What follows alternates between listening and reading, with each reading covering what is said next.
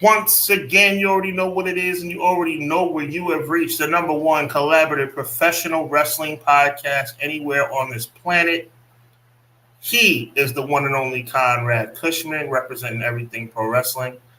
I am the one and only Sean Hubbard, representing Hubbard Wrestling Weekly. And collectively, we are Clash of the By God podcast. We're happy to be with you guys. The month is flying along. We are on the doorstep of AEW Forbidden Door, as you can see at the UBS Arena right behind me. Got a lot of stuff going on right behind Conrad, is indicative of what we're going to be talking about as it relates to the old school WCW stuff from the documentary on Vice. We got crazy content for you guys tonight. We're fired up about it. God is good. I'm feeling good. Conrad seems to be feeling good. I hope y'all are feeling good. We're in the building, man. It's Clash of the Podcast. Let's get it done. Conrad, my brother from another, drop that thing.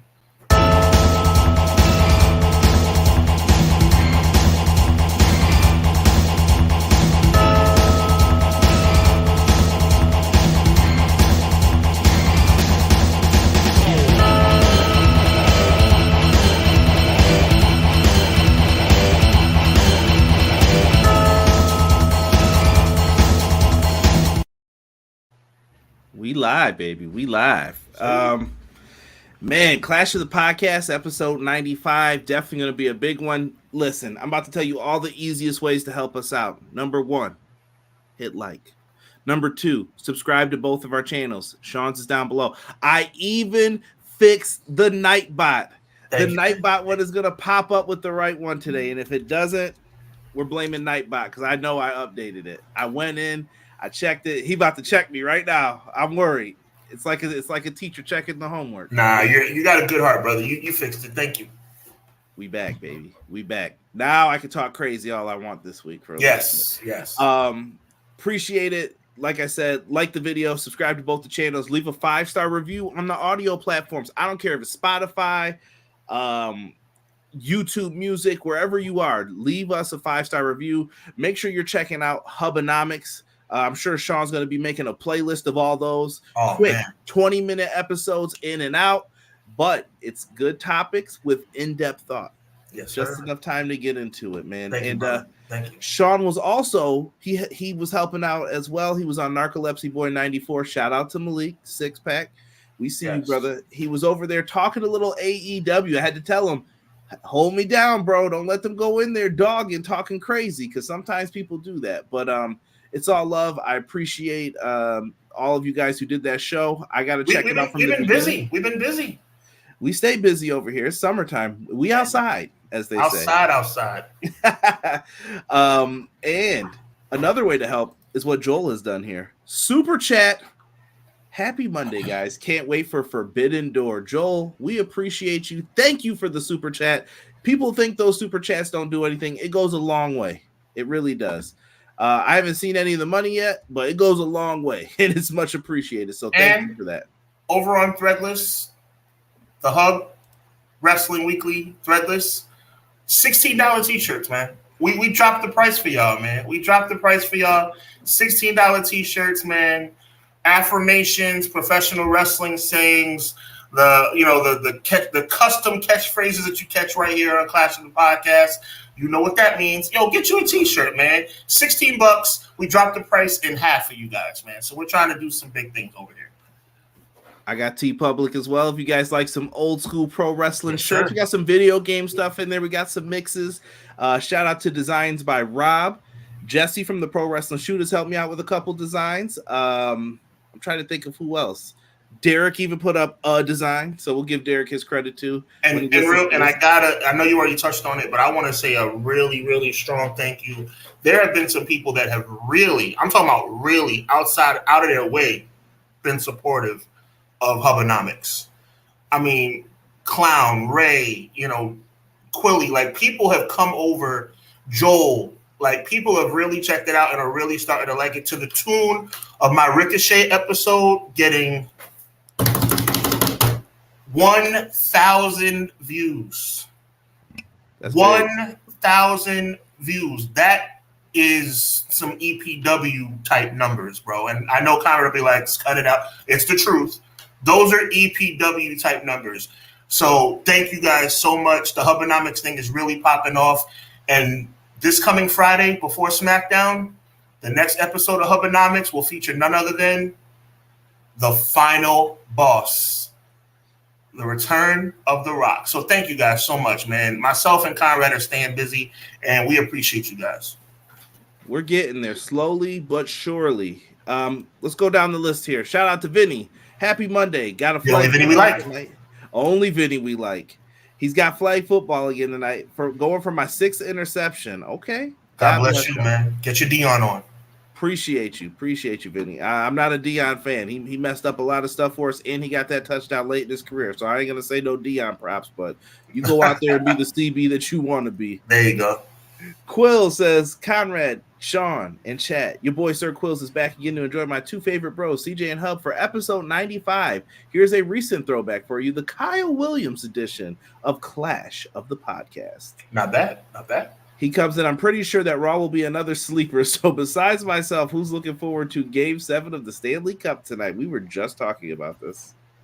Yes, indeed. I mean, I'm not a hockey guy. I'm a football, basketball, baseball guy. Shout out to my Mets, though. They're confusing me. Like, they're playing well. It's like I don't know what to even do with myself right now. But shout out to my team. But anyway, I'm a big fan of history. But I'm torn because I know Conrad wants Florida to win. So I don't want to go against my brother. But at the same time, I'm a big fan of history. I believe since the first time since the 1940s that somebody has a chance to come back from 03. Wow.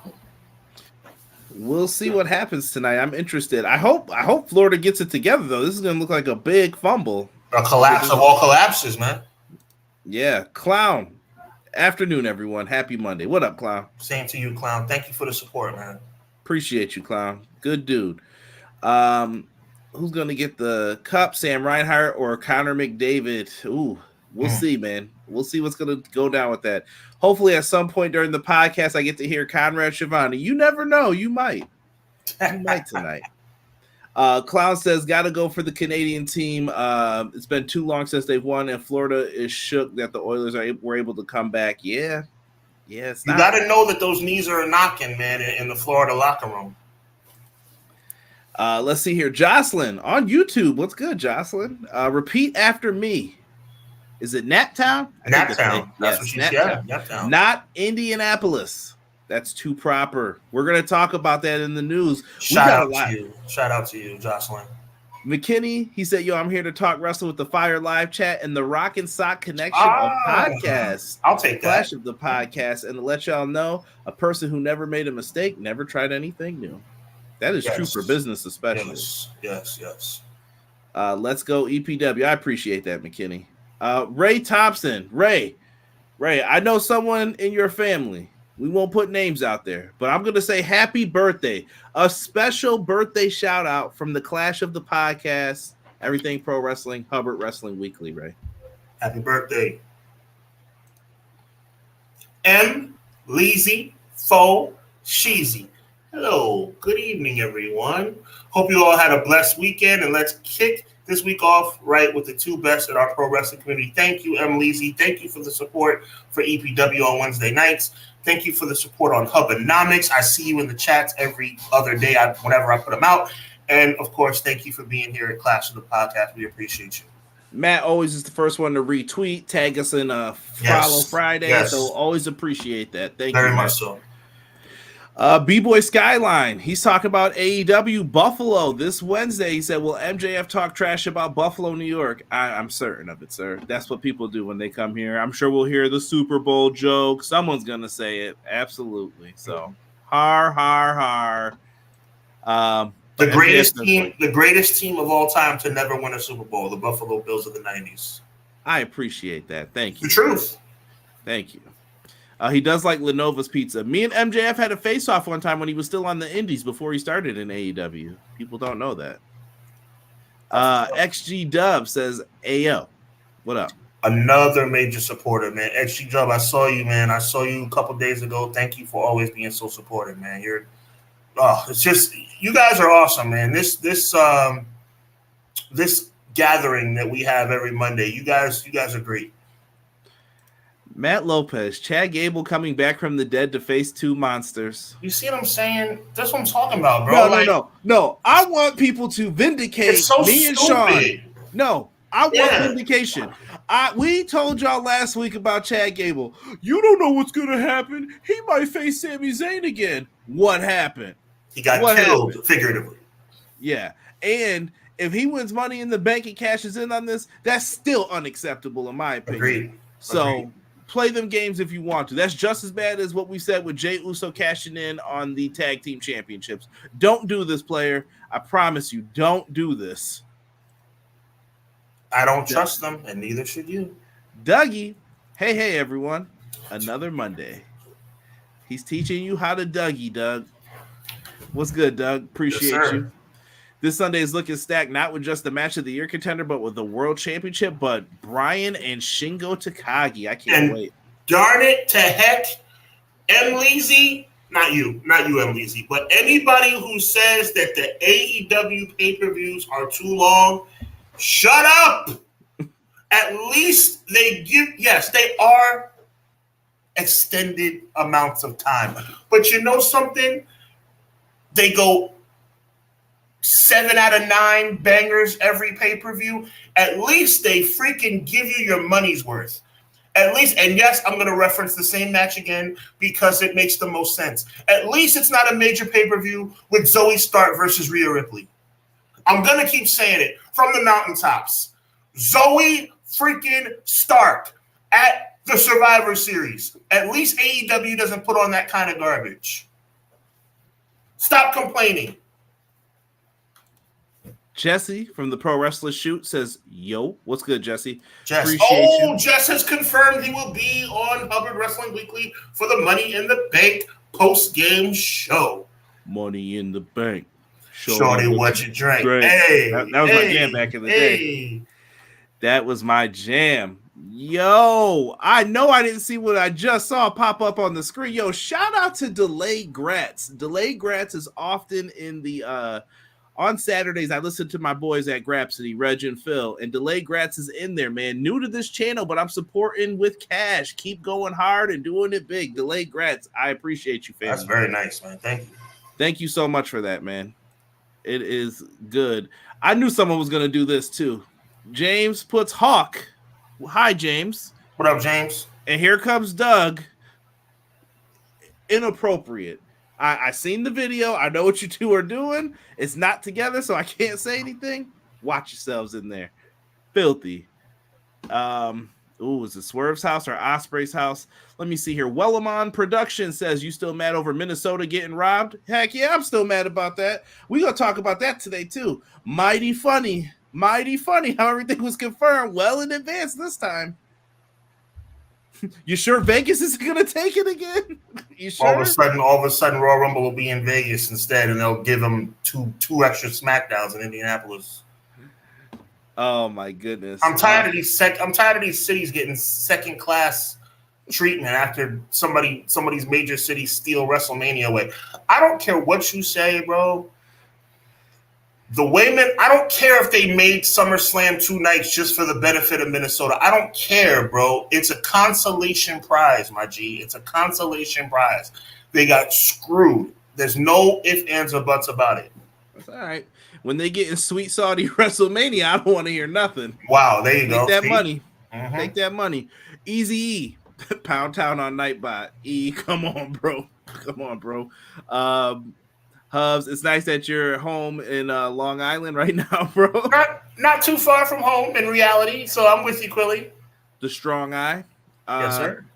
Can't wait to check out the IC title video on Sean's channel later this evening. It's a good one. I appreciate you, man. I love seeing you and your family on Facebook, dude. For sure, man. He had the EPW mug. I saw. I gave a shout out. Stop going. You're always taking it. I already gave a. What do you want? Wait, time out. I had already replied to it before Come on, even did man. That. Golly, I already gave a big post on it on Facebook. Give me a break, Conrad. I always got to get the plugs in. I learned from the gamer. There you go. Let me see. How about the Grimace Mets? Yo, James DM'd me after they won, I think, their 7th in a row. I don't know what's going on, James, but I don't care, bro. What I'm trying to do is not allow myself to get excited because all of a sudden they're playing well. I don't want to get wrapped up in it just so they start losing 8 in a row like they did to start the year. I'm so confused. The final boss, Crystal? Well, Crystal's going to be on my show on July 6th, but I'm talking about The Rock. The Rock will be my subject this Friday before SmackDown. Yo, crazy. Let me see. Congratulations on the views. They're not easy to get, for real. I don't know what. I guess people just enjoyed the Ricochet conversation. I was dumbfounded when I checked my numbers yesterday. Crazy. McKinney said, can this be the last Forbidden Door? TK has bought everyone that was cool in the New Japan and CMLL and AAA. Don't play well together, even in other promotions. Let's just make it a match on TV or something. I don't know. I heard that they were cool. I don't know if that's true or whatnot. AJ and Cena are 2 future guys I'd like to see you do one on. There you go. Some feedback for you, Hub. Oh, for Hubbard nominee? I could do that. I could probably do that. I got you, Ray. I got you. Delay Grad says, how does Raw not address their staff was murdered last week? We'll see. I don't know. I guess my question, Conrad, I like that question by Brad. So how does, just use Chad Gable for an example. How does Chad Gable recover from that? It was. I'm talking about from a storyline. It looked like he got banged in the head, right? So how does he recover from that and actually be back in the ring by money? I don't understand. Bro, they said something and then changed their minds on it. Ilya Dragunov took his place, and then they were like, no, Chad Gable's back. And I'm like, okay, well, you already promised something to Ilya, so wouldn't he have a beef? Yo, you promised me something, so now what am I going to get? It's so weird. Very weird. WWE, guys. Delay Grant says, I'm rooting for Edmonton because you can actually learn Black history there. Hot take. Hey. E saying, happy birthday, appreciate it. Rock and Sock, let me find out Hub about to hit Conrad with a segment, This Is Your Life. Highest rated in Raw history. You never know. I'll be the Mankind to his Rock. I don't mind. Mankind's a Hall of Famer, too. The Rock thanks you for picking up the glass. One of the best moments, Mick Foley. Your glasses, sir. Rock didn't even know what to say. The Rock thanks you for that. Byron Cutler, what up, man? Appreciate you. Just trying to see if I've missed anybody else. The only Cutler we like, by the way. Facts. So, Orange Cassidy versus Trent, the last pay-per-view wasn't trash and unnecessary for that show. Yo, but McKinney, come on, what stories? See, you guys are cherry picking. Stop. See, Conrad, this is what I'm talking about, bro. Chad Gable at Sensu Bean. I don't know what that is, McKinney. You may have to enlighten me. You see how who put that comment up? McKinney, that's my dog, but you can't cherry pick these things, man. It was no, come on, that's yo, there was 7 bangers on that pay-per-view, and you're gonna come on, bro. What are we talking about? Listen, let's get into this. We got a lot to talk about. We're gonna have to try to fly here a little bit too. Yeah, it's better than a five match pay-per-view when 4 matches stink. All right, I have AEW up first. Is that what you want to start with? Listen, you're the boss. Let's get it done. Look, well, do you want to talk the ratings thing first before we get to the pay-per-view, or save that for the end? No, we can say that for the end. All right, let me move that down here for us. So we have ourselves a pay-per-view coming up here. It is Forbidden Door. I'm going to be watching on Triller TV. I got to shout out my friends over at Triller because BR is buns. But that's just me talking. That's just I don't know. Listen, to me, watching on Triller TV is like a foregone conclusion at this point. I'm locked into Triller TV for all things AEW. I've never had an issue with them. Never. I'll say. Never. Versus the others. And I know sometimes people are like, well, you guys are on here. You're always supporting that. It's the truth. I promise you. It's just straight up the truth. Let's get into this card. First match I have up here, and I think this would be a good match to kick off the show with. MJF. What do you think here? Versus Hechicero? Well, Hechicero versus lowercase HHH, I think it's going to be a really good match. Wow. What? If you want to dress like him, come on, bro. If you want to dress like him, I'm going to call you out for it. He looks like lowercase Triple H. So, okay, whatever. I think he had to get past the prep boy look, though. You know what I mean? Like, yeah, but he could have done some. Look, when you wear a jean jacket with leather sleeves, that is a signature. Come on, no, I'm not joking. A jean jacket with leather sleeves is a signature Triple H look. Am I not right? Am I not wrong? No, 100%. I mean, so it's kind of like, you know, you got to get what you get with that. But to be serious with you right now, I think the MJ has to win. He has to win. Yeah, MJF's my prediction as well. I mean, listen, no offense, but this dude's hanging around with the Gates of Cage or whatever they're calling themselves. Brian Cage and the Gates of Agony. It sounds good, but MJF's getting the dub here. I don't see it any other way. I'm going to. You can flip either of these women matches, but I'm going to go with this one because this one has story. Hold on, story. There you go. Behind it. It is Toni Storm versus Mina Shikakawa. She is the Artist of Stardom champion currently. Timeless Toni Storm will be defending her AEW Women's Championship here. Mariah May is in the figure behind both. The story is that she's caught in the middle of this. And I have enjoyed this. This has spanned it across multiple promotions as well. Yeah. They have shown video packages. Conrad. I know you're pissed, but let it go, bro. No. The video packages, because was that not a comment, Sean? No, it was. Because I'm going to get in my bag in a minute when we talk about those low numbers. Yeah, no doubt. I'm going to get in my bag because you already read some of the stuff I was saying to people. Yes, sir. It's a rap Rizzy for that. Honestly, this pay-per-view, it seems like a foregone conclusion to me, right? You too, I would assume, for the prediction. 100%. I mean, I've said it before and I'll say it again. Timeless Toni Storm is the best women's professional wrestler currently in the world, in my opinion. Your opinion is your opinion. Mine is mine for anybody in the chat. But I think Toni Storm is the best in the world right now, and I think she retains her title. I think so too. But I hope this isn't the NFC and Mina work with AEW because I think it's been a breath of fresh air. Yeah, I like the contract signing. That was pretty good. Yeah, I have no issues with it. Yeah. Mariah May is going to factor into this. Luther might as well. More on that momentarily. We'll get to that here in a second. Actually, I can jump to it now.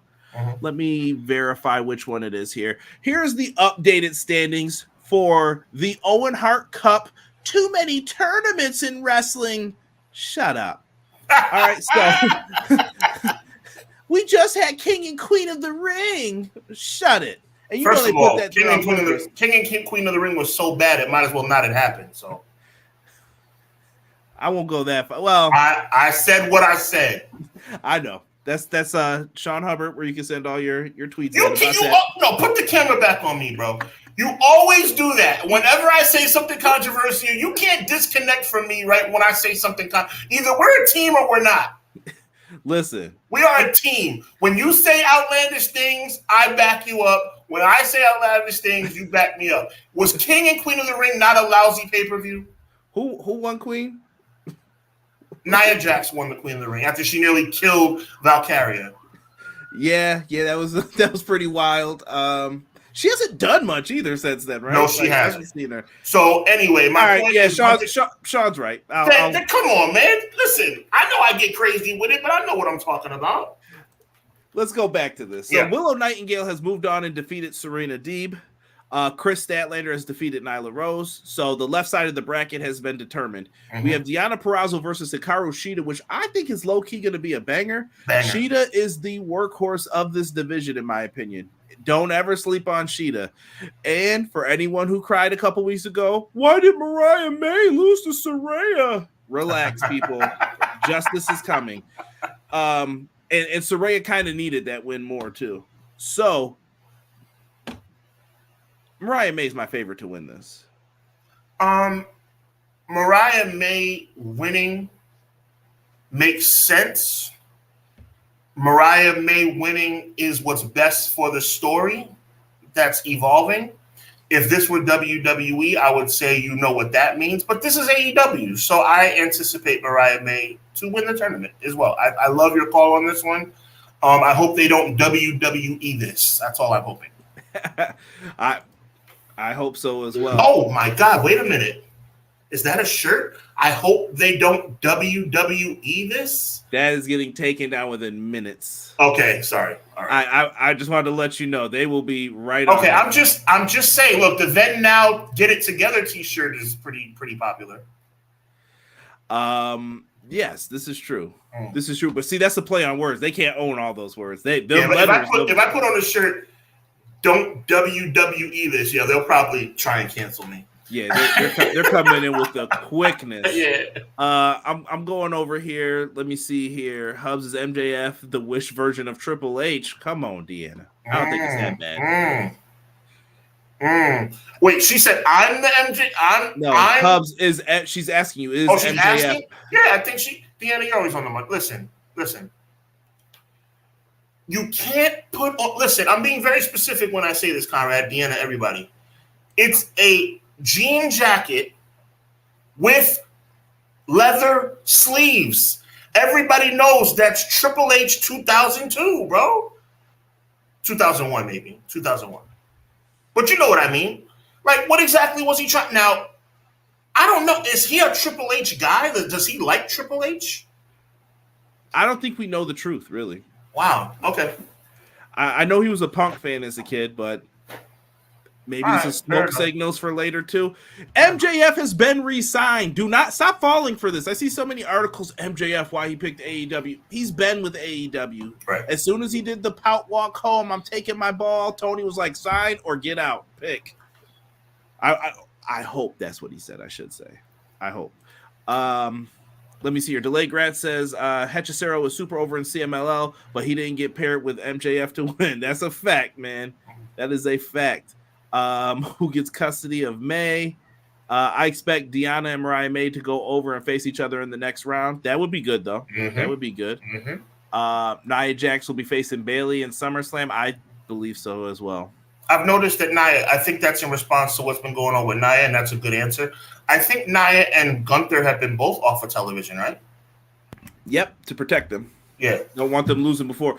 I don't know why you booked like 2 pay-per-views in between them getting their title shots. They've done this before, though. They've done this before, and it worked. Brock Lesnar won his championship opportunity by winning King of the Ring in June.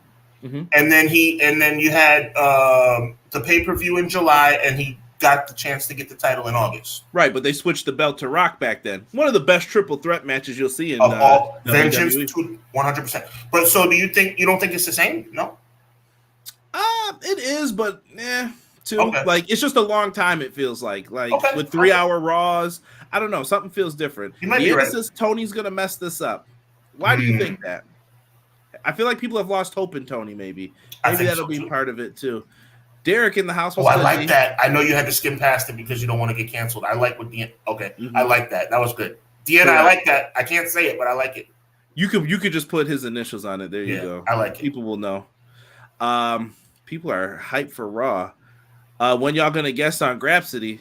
That's gonna be tough for me on the weekends when I'm listening to them because I usually just get home from some Taekwondo lessons with the intern. But if I'm ever free on a Saturday, I would love to go on there.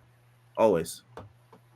Let's go here. Orange Cassidy versus Zack Sabre Jr. This is low-key a match I'm really looking forward to.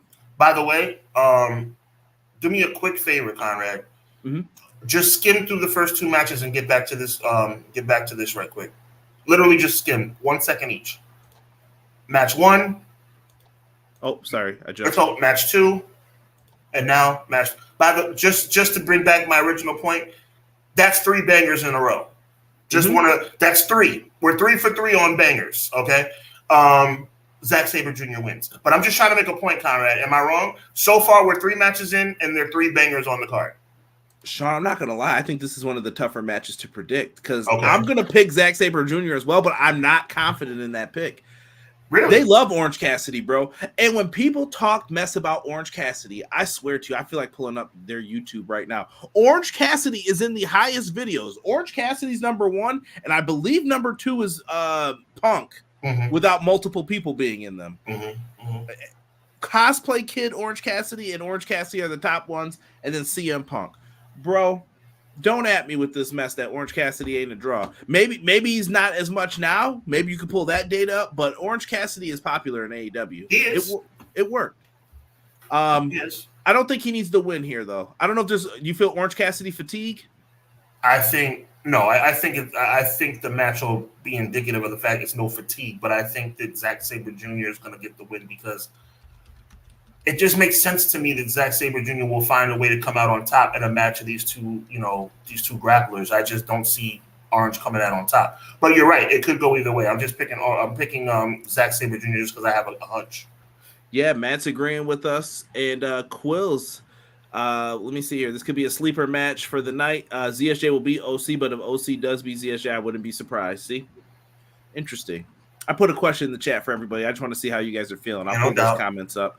And when we're done running down this card, I'm gonna go right now. In my opinion, do you disagree, Conway? We're 3 for 3 as far as banger possibilities. Yeah.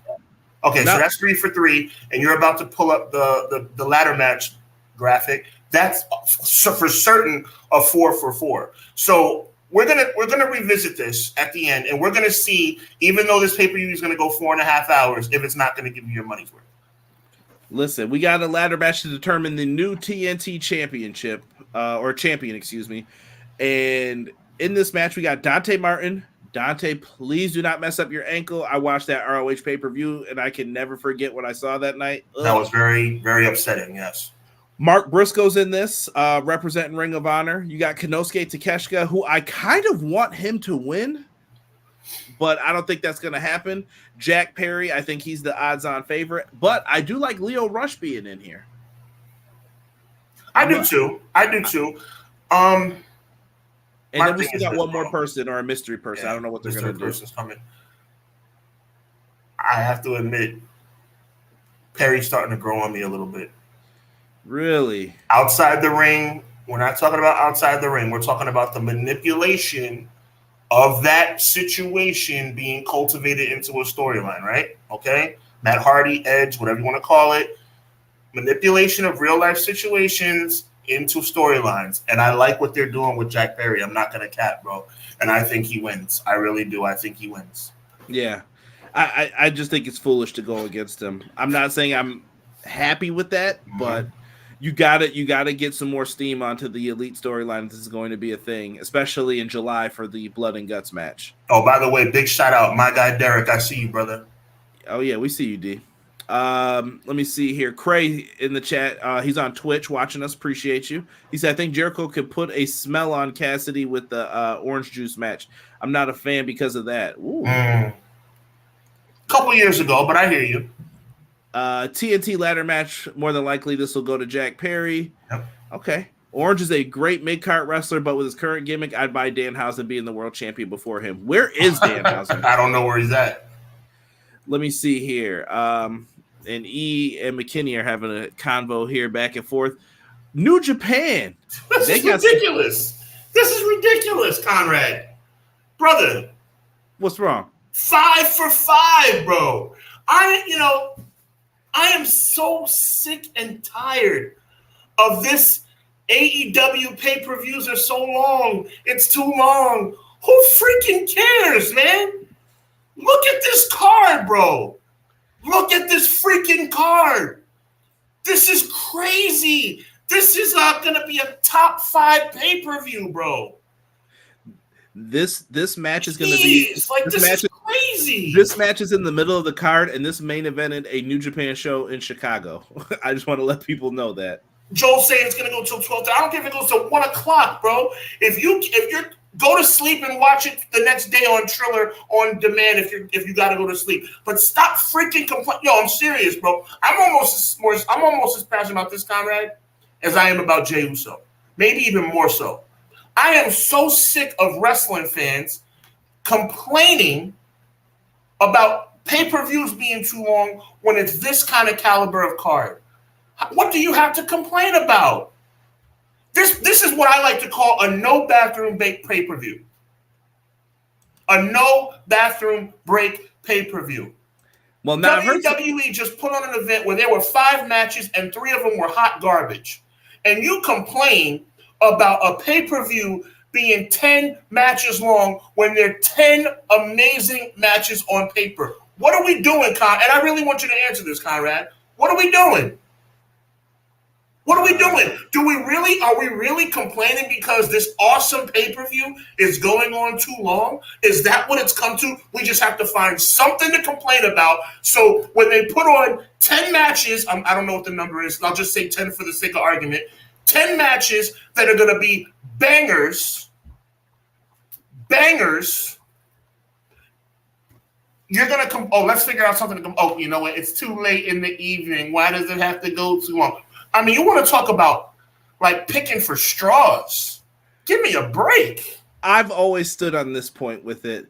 There's a difference between both companies and how they operate with pay-per-views. One company is only charging you $10. I really can't complain about 5 matches for that, I guess. I can, but I respect your opinion. Well, I don't like it, is what I'm saying. Right. I don't like it, but you get what you pay for as well.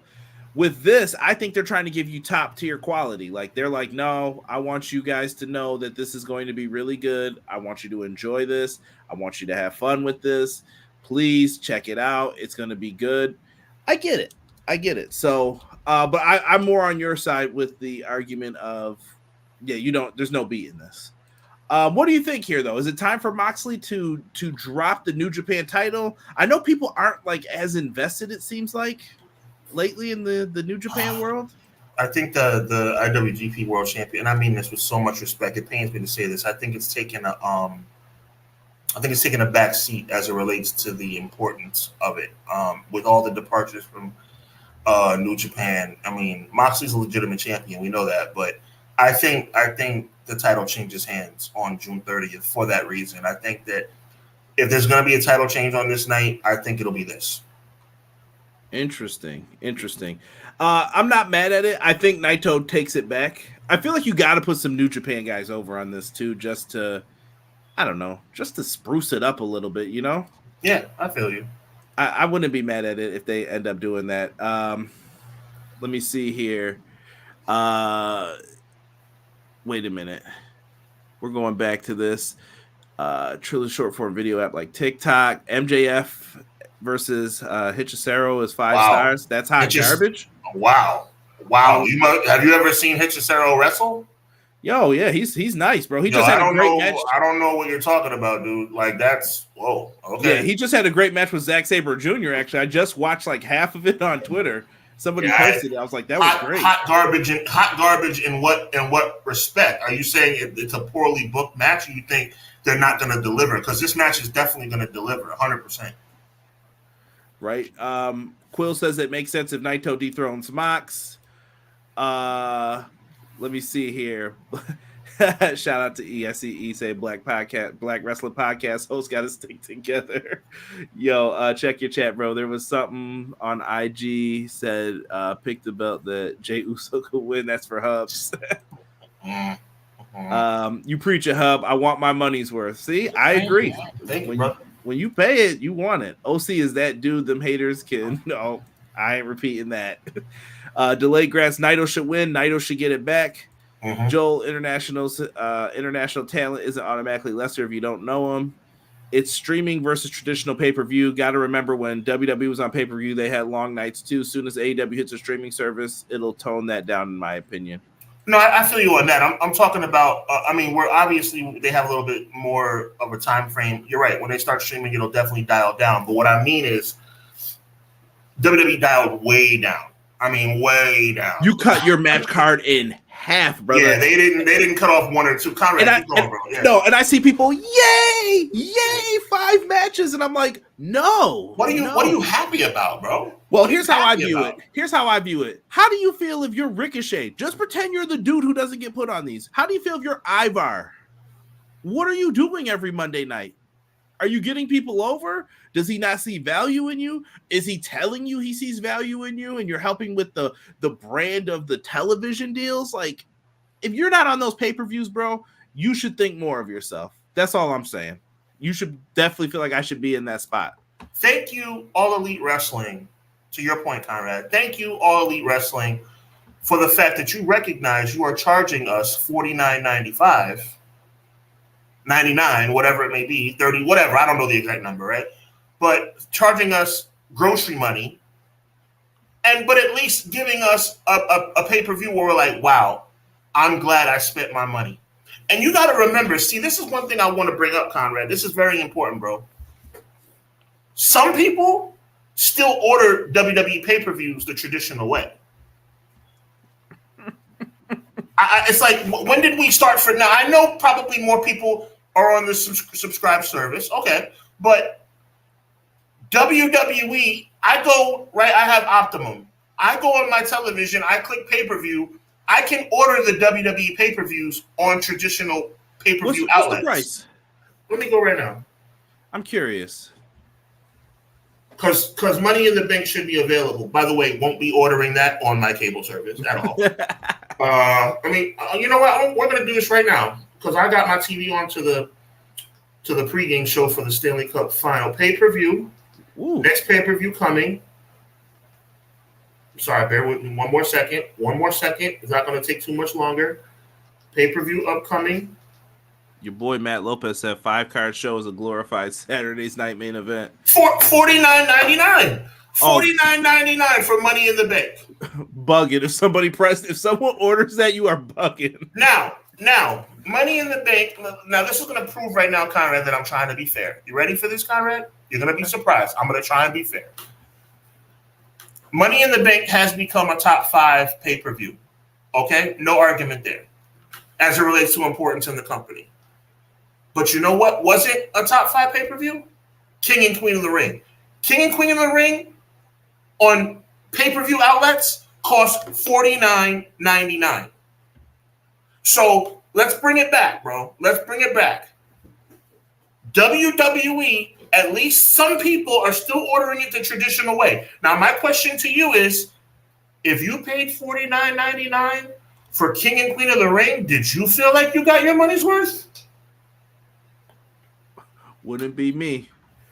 Oh, Joel, I hope that's not true. I didn't see that yet, if that's true, about in demand. I can see it, though. Pay-per-view is just... No, pay-per-view is a fleeting thing, but I'm saying as of right now, the bottom line, so you won't be able... Okay, fine. Cool. I appreciate the heads up. But as of right now, as of this very moment, so let's stop. What I'm saying, Conrad, bro, and I want you to take us along because I can go off on a tangent. Stop complaining about... It's like you're trying to find things to complain about. Like, literally, you're saying... I like what Easy said earlier. He was joking around, but like, you know what? The pay-per-view's awesome, but it's too long. Like, go sit down somewhere, bro. Go sit down somewhere. Stop. You're just trying to cook stuff up at this point. Right. Let me see. I want to give a fair due here. Let's see here. I agree 5 matches is low, but it gives the wrestlers a chance to put on 25 minutes. But I do at least 7 matches. I agree. And they're even... Sometimes they just have 2-hour pre-shows of just talking. What? No match? No nothing? I don't know. I miss the free-for-all days where it was like, buy this show, and they put like a tag title match on there or something.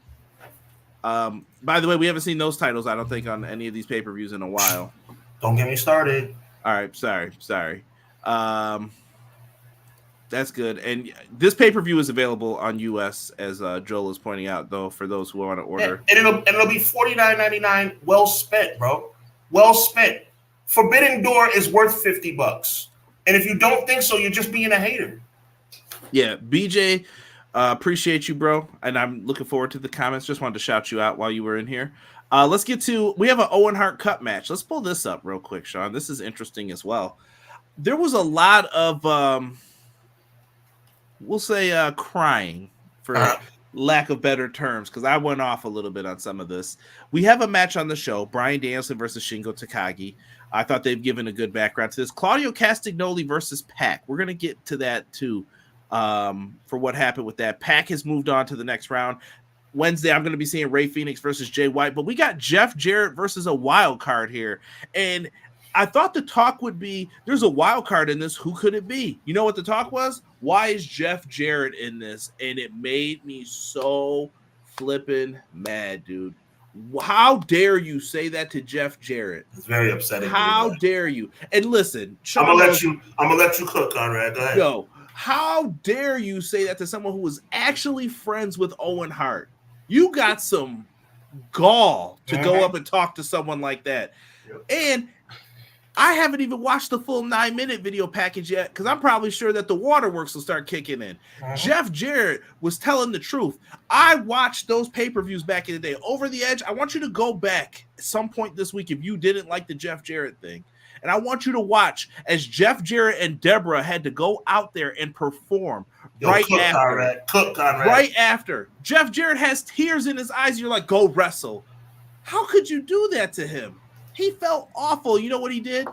He went out there like a pro and did it. And I know you can bring up the argument of what happened later, but I'm just talking about that night for right now. He went out there like a pro and did it.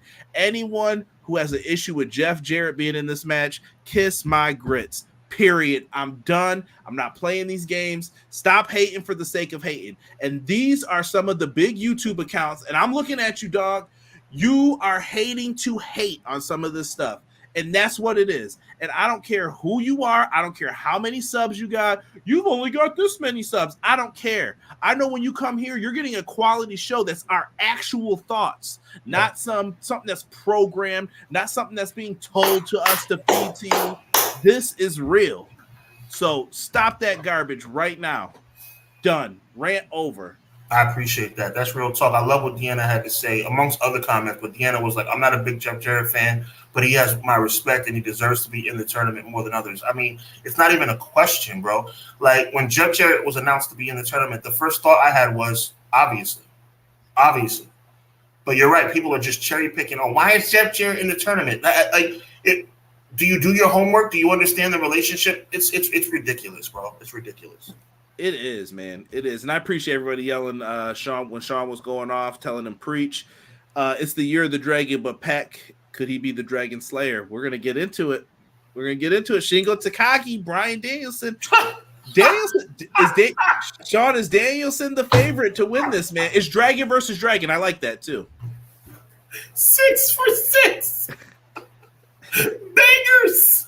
But I don't want this. 6. Comment, am I wrong? No. 6 for 6. This is crazy. Yo, Brian Danielson should win. Bro, 6 for 6.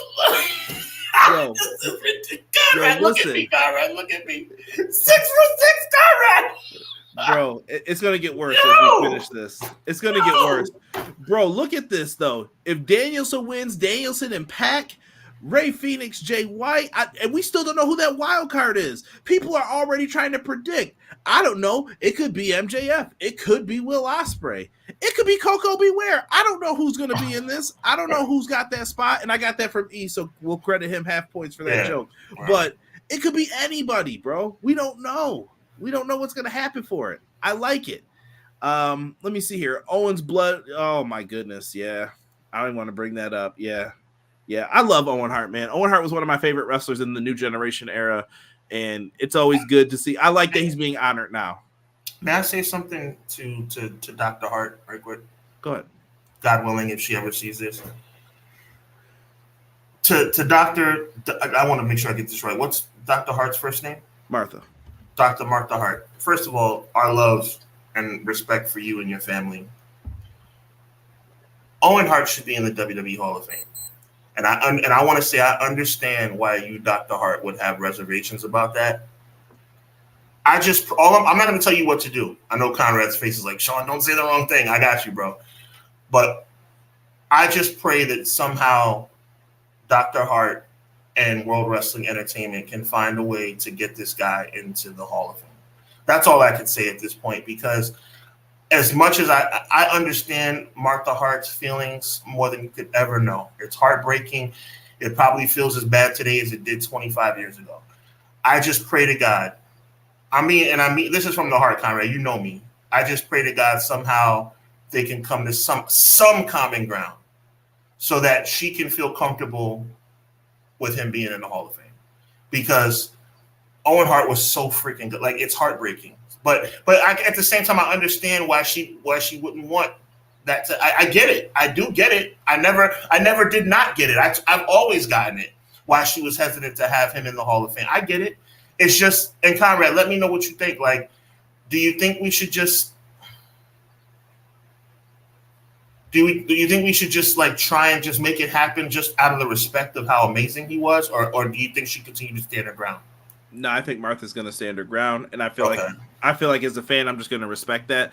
Once I saw her speak on that dark side of the ring, I understood fully her side of it. Did it come across like I didn't understand? This is my half of it though. Like, I fully understood. You said you always understood it. I fully got it. Then. Okay. And that's fine, man. I just pray. Owen Hart was just. But if Martha Hart never changes her mind, God bless you. I totally understand. I see E with the Batman versus Superman reference. Man, yeah, no comment on the Too Cold Scorpio stuff. I saw that. I heard about. Oh my goodness! And Easy, stop with the emojis, bro. We appreciate you. No emojis like that. Stop it. Yeah, I gotta skip over those. We can't even put that on the air, bro. Delay Grat says, we call him Gomez around here for when he had the stash. Gomez grew millions of wrestling fans into thinking you need a soap opera story to be invested in wrestling matches. AEW doesn't always do that, so people criticize their booking. Me and Sean have said it. I think me and Derek have said it. Dude, WCW existed when we were kids. I'm okay with how AEW tells stories. You may not like it. It's WWE had no one to stop them for 19 years, or excuse me, 18 years. 18 years, bro, just doing whatever you wanted. They've been, as he said, I say brainwashed. You've been brainwashed into thinking some of this stuff is just the way it's supposed to be. It just won't be that way. And even then, I appreciate that Triple H is willing to do different things. I appreciate it. So, like I said, different strokes for different folks, man. Yeah. Let's see here. We got to hop through this here. I see the comments coming in though, folks. Mercedes Moné versus Stephanie 7 for 7. Title for title. Yo, Doug, I argued with people who I'm in a group with. We just talk wrestling sometimes. It's just a random group of people from like different groups and stuff I'm in. And they argued with me that AEW had no storytelling. I brought this up, and then they were like, well, no one in America knows who she is. Who's going to these shows in San Jose, bro? What are you talking about? I'm so tired of defending this because people are probably like, you're an AEW defender. That's not even what it is, bro. You're speaking ignorance is what I'm trying to tell you. Pure ignorance. By the way, 7 for 7. 7 for 7. Yeah, Mercedes Moné, this is going to crush, and I've seen them wrestle before, so I already know the deal with this, but I think this is going to crush. I'm looking forward to this matchup. Me too. I mean, 7 for. I mean, I'm picking Mercedes to win. I still think she needs some work on her character. I'm not gonna deviate from that, but her AEW character. But like, bro, like 7 for 7. This is another 7 for 7, bro. 7 for 7. Yeah, but listen, I think Mercedes wins. I think she finally gets the New Japan Strong Women's Championship. For those that don't know, she was probably supposed to win it. When Willow, you don't know that. You don't know that. Put the camera back on us. You don't know that. Yeah, she definitely was going to win. I was gonna say, I got a 20 sitting right here, right now that says if we ever ask. I'm just messing with you, brother. But you know what? She was pro and made the right call and said, "Willow beat me." Yeah, beat me. You're the first one then, and I don't think she ever hated or anything. She came right in and worked with Willow right after that. Followed up immediately. Respect. There's rumors of other matches on here. I've heard the Learning Tree taking on possibly Hook, Joe, and Shibata. I mean, listen, I ain't the biggest fan of Tree. I'm not a big fan of what Jericho's doing. I love it. That don't sound like a bad trios match, even if it's somewhere sandwiched in the middle here. 8 for 8. I'm sure maybe the Acclaimed and Young Bucks happen here. Maybe it happens on Dynamite television. You don't need to even do it, really. You don't. 9 for 9. And what? I mean, it writes itself, right? Yo, what are we talking about right now, Conrad? Yo. What are we talking about?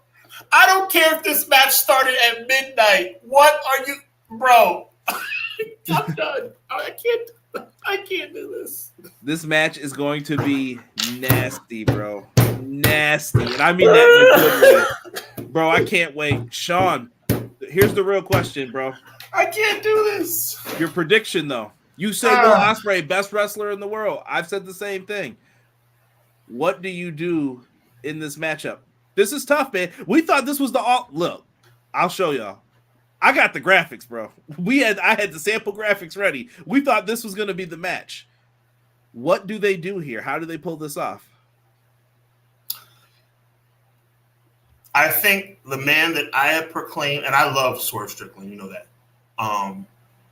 I think the man that I have said and will continue to say is the best wrestler alive today will lose at Forbidden Door. And I believe that he will win in a rematch at Wembley Stadium. I'm predicting it well in advance. I'm predicting Ospreay versus Strickland 2 in Wembley Stadium after Strickland wins. How did they get there? I don't know how they get there, damn it. Don't put me on the spot like that because I have no idea how they're going to get there. Well, I'm saying Owen Hart Cup tournament winner gets the shot.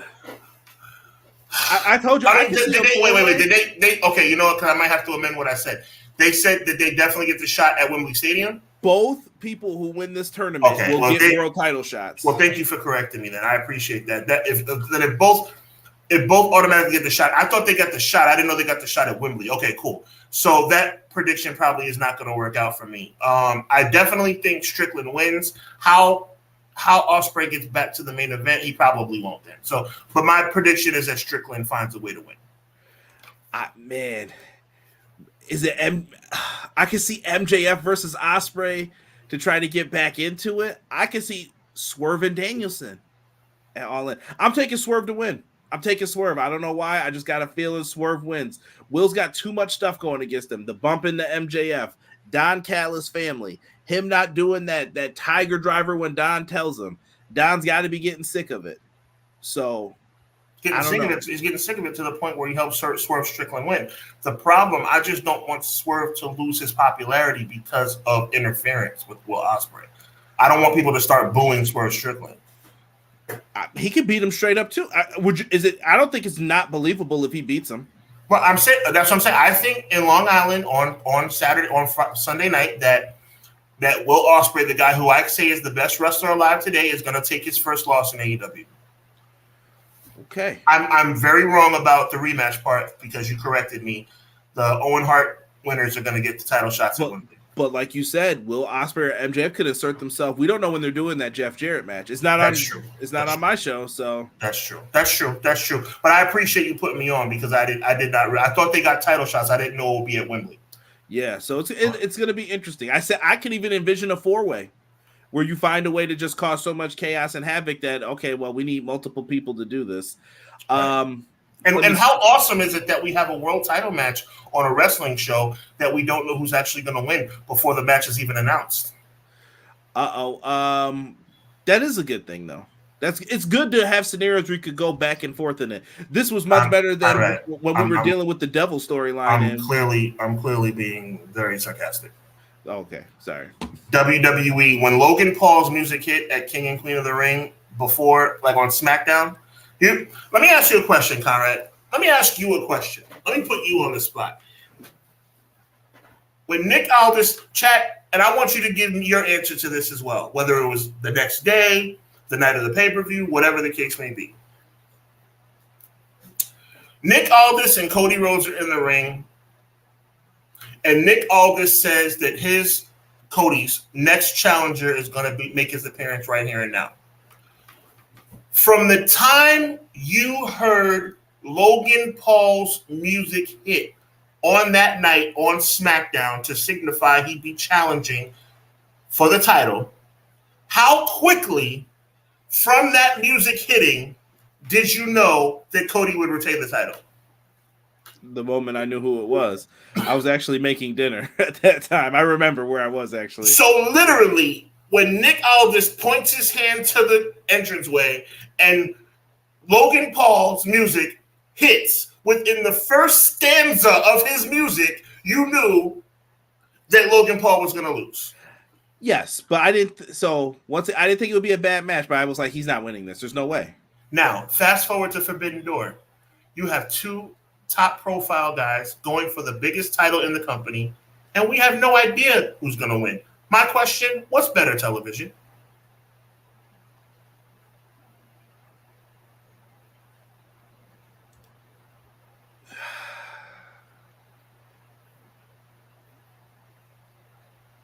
I'm leaving it there.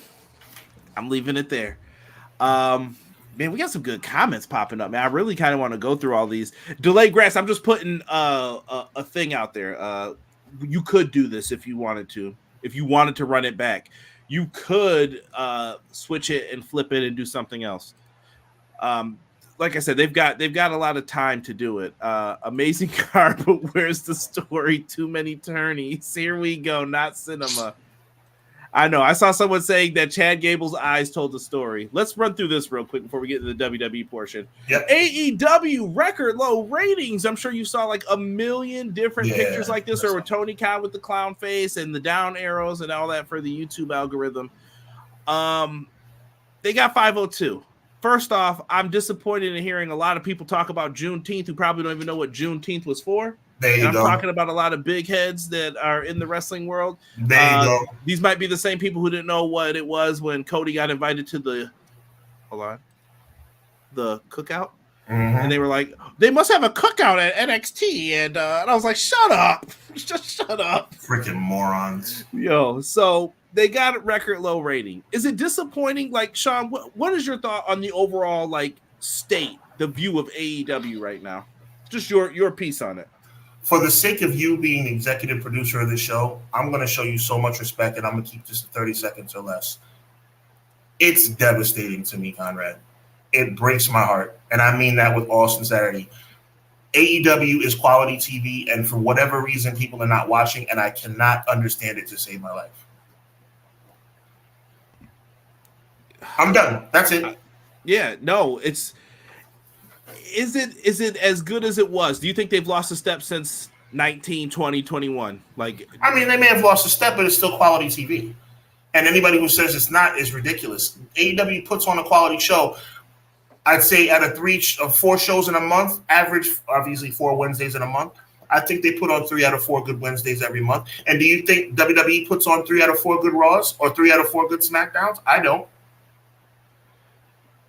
Yeah, I don't know though. Like, they did just put out those tickets for Wales for Dynamite and Collision over there, and they were the same price. And people were complaining online, I saw, about the ticket prices again, and they were doing it for WWE as well. Should AEW? I think AEW should just reel back the ticket prices a little bit. I'm not saying go broke, but I'm going to Dynamite. I'm going to tell you guys straight up. My ticket was $60.11. Mm-hmm. I do not believe people when they start talking crazy about all the AEW ticket prices in the States. Their ticket prices aren't crazy. I'm sitting on the bottom row in the hundreds. Like, I'm basically almost on the floor. That's nice. Yeah. But Buffalo doesn't fill up for that. I've also went to WWE shows, though, where I paid $20 and I was in the exact same spot with Derek. We watched Roman Reigns and Braun Strowman. So think about what time period that must have been. I was like, we are really close tonight. The dark days. Yeah. Gomez. Yeah, he was up there. He was snapping all right. Yep. He was making mistakes. Listen, here's the thing. WWF was not worse than WCW for 83 weeks. I always tell people this. It ebbs and it flows. Things change. People change. Triple H, I feel like he's in a honeymoon period right now with his booking. I listen to Sean talk to people about this, and Sean was starting to convince them, like, yo, they are feeding you trash. Like, listen to me for a second. They've been playing games. And I don't just stand up on this soapbox and say WWE sucks, WWE sucks, without merit. WWE is not a good product, bro. And I've said it before and I'll say it again. Oh, Triple H this is, I don't know who, just imagine the most corniest person in the world talking. Oh, WWE just put on the greatest WrestleMania event of all time. And that was under Triple H's watch. What are you talking about, Sean Conrad? Triple H just put on the greatest main event in WrestleMania history. Well, like I said to you before, goofball, if you have the whole Hall of Fame interfere in the match, I could have wrote that. Here's what I'm talking about for call-out stuff, too. Cody Rhodes says he loves AEW in every interview, right, Sean? Why did he make those jokes that he made on NXT? Why did he participate in that segment with Brian Pillman Jr., Ethan Page, and they're all back there? Sean Spears, we all worked at AEW. Like it beats me. It beats me. If you're saying that you don't make fun of AEW, why would you be a part? That's ridiculous to me. But then don't say that phony baloney stuff on these interviews, then, bro. Just that's I don't what want to talk about AEW, Conrad. bro. That's why I said Cody Rhodes, bro.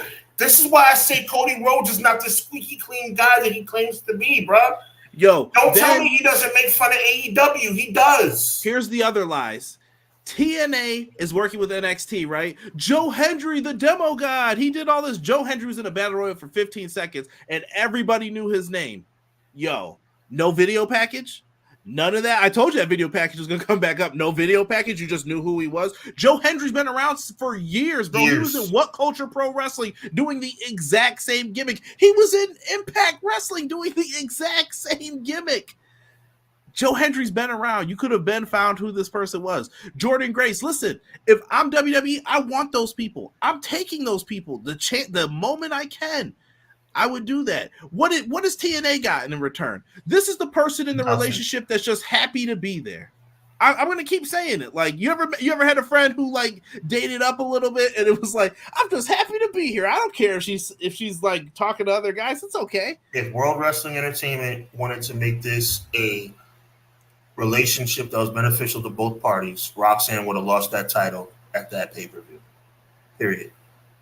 Yeah, I don't know why they didn't do that, but you get what I'm saying. It doesn't matter. Do I get what you're saying? Of course I get what you're saying. I'm talking about with the partner example, though. Yeah, someone who's just happy to be there. That is useless in this. Bro, you got Tatum Paxley. You're sending your top-tier people over there, and they gave you Tatum Paxley. Tatum Paxley. That's pathetic. Yo, I was hoping when I was watching that show that it would be Roxanne Perez that came out, but I must have been fooling myself because when I saw Paxley, it was like, WWE doesn't care about this. WWE is the only company out of these two that are benefiting. They sent you Joe freaking Hendry and Jordan Grace, bro. Yeah, Jordan freaking Grace. The most over people in their company right now. I hate them so much.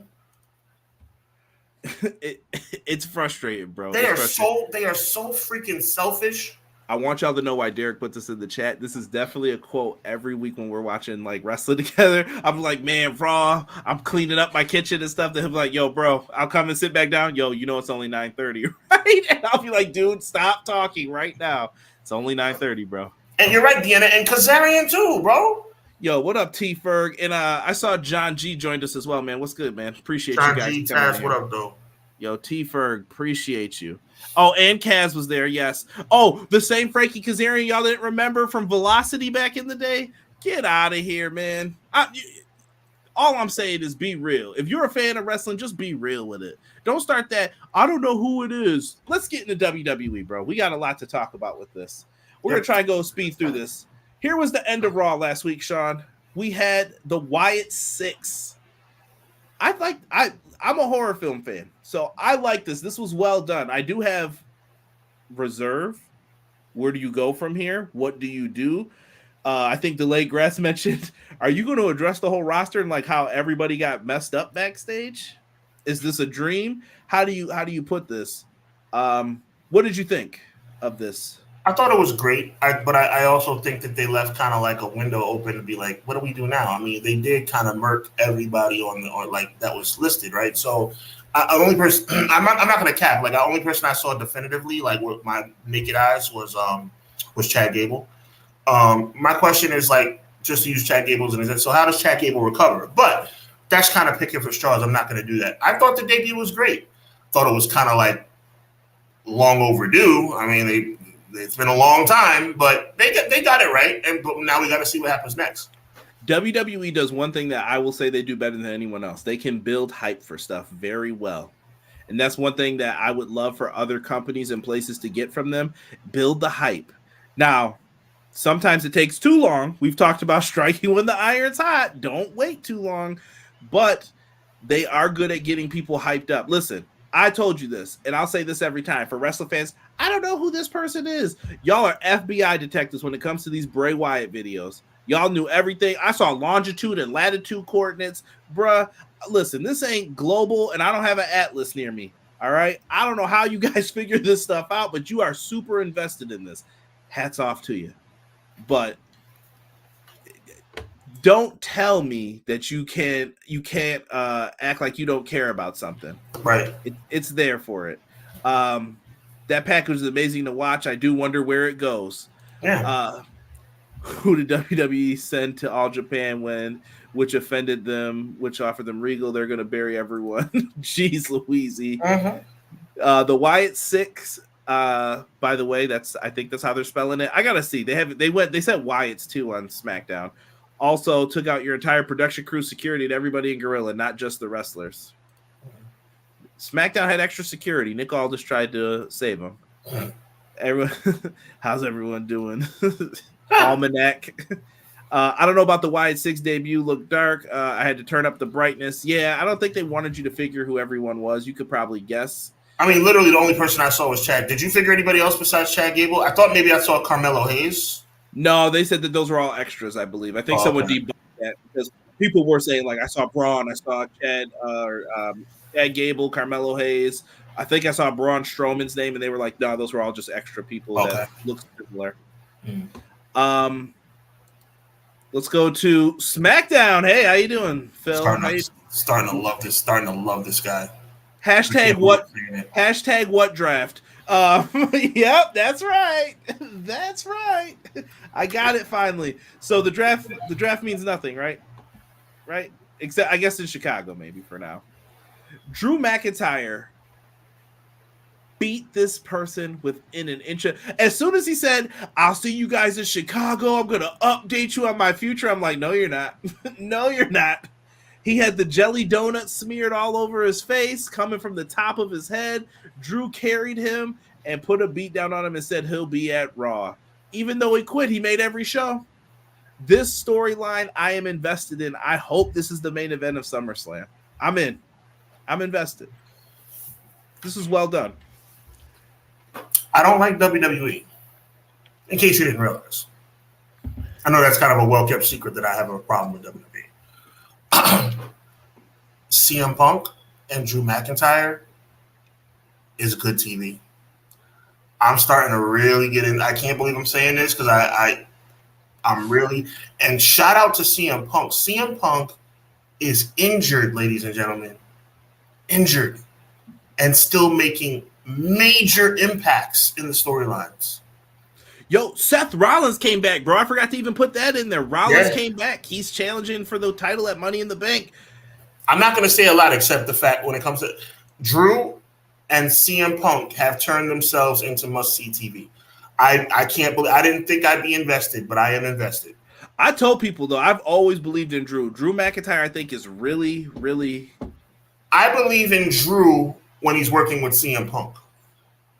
I mean – Does that make any sense? It does. It takes two to tango, I always say. Right. So sometimes it ain't Drew why there was a stinker. Look at this. Clown. I'm going to Clown. As a horror film fan, I love the debut. As a wrestling fan, I want to know how they still have a contract if they walked into work the first day like that, instantly fired.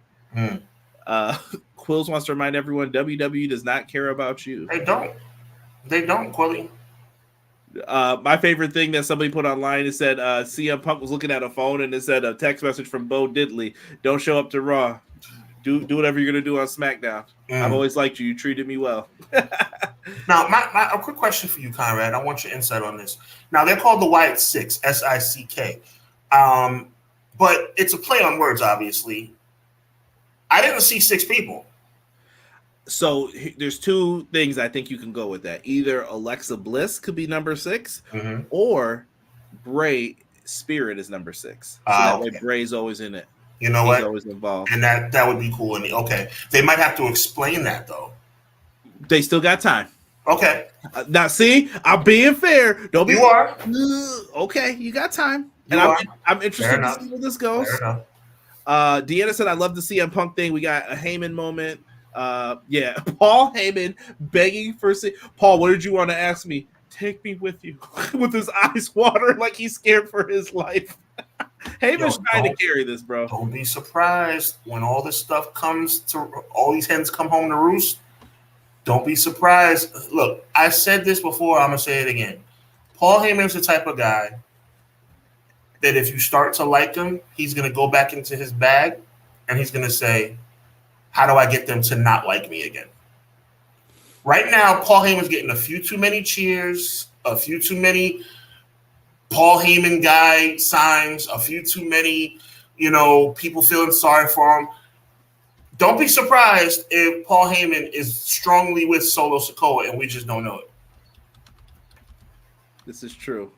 I'm messaging someone in the chat right there. He said cinema. I don't know if you saw that message I had sent you. I said, I can't wait. It's going to be SummerSlam. We're going to be getting the build up. Roman Reigns to the Survivor Series. Roman Reigns looks at Jay. Jay, can we talk for a second? Jay just walks away. Cinema, it's week 7. The look told the story. It's there. It's there. I got a storyline that would change the face, that would blow the roof off of, that would change the course of the industry. What if Roman Reigns helped Jey Uso win Money in the Bank? That would be different. But this is the problem. I got to give shout out to Malik and his podcast and stuff like that, bro. This is the problem, Conrad. If I can write this stuff and you can write this stuff, what are they doing? This stuff writes itself. Okay. Hello, McFly. Here we go. Jey Uso. This is for, hey, Paul. Hey, Paul. Levexter. Jay doesn't like Roman Reigns. So Roman Reigns is going to have to do something nice for Jey Uso to get back in his good graces. Don't you think that makes sense, Paul? Idiot. I like McKinney definitely put me on too. Uncle Howdy is wearing the gloves that Bray wore, and he's carrying the lantern. I like that. Ah, yes. Let's get into that as well. Yam bag. Get out of here, Matt. Cracking me up. We did get a debut. Jacob Fatu came to lay waste to Cody Rhodes, and I couldn't have been more happy. Solo was in the corner cowering. I'm like, yo, what is this? What are they doing to my guy Solo?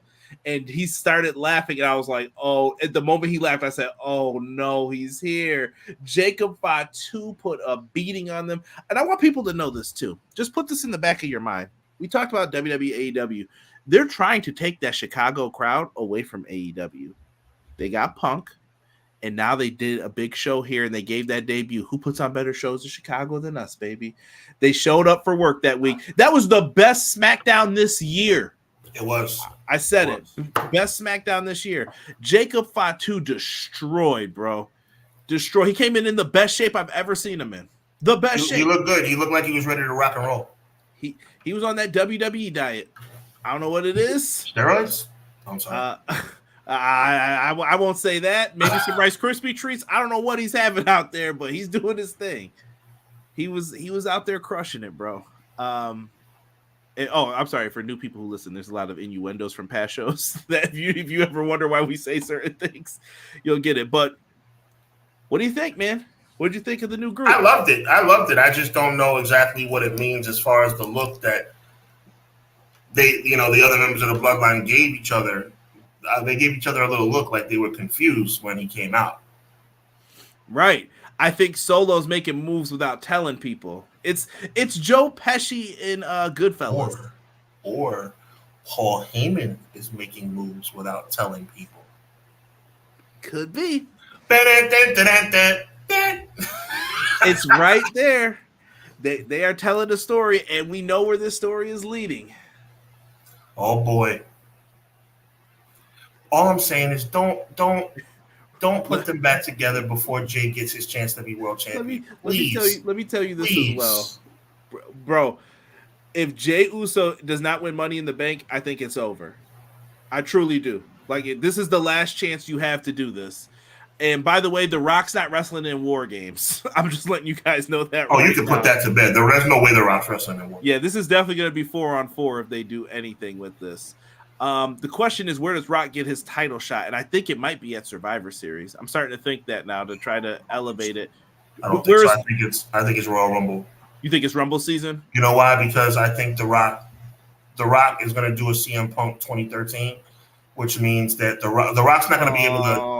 No, I don't mean that in a bad way. In this case, I don't mean it in a bad way. I'm talking about as far as title duration. He's not going to be on TV every week, right? So you're going to need. I mean, your theory's fine if you feel like they could string along him being champion from November all the way to April. I just think February to April makes more sense.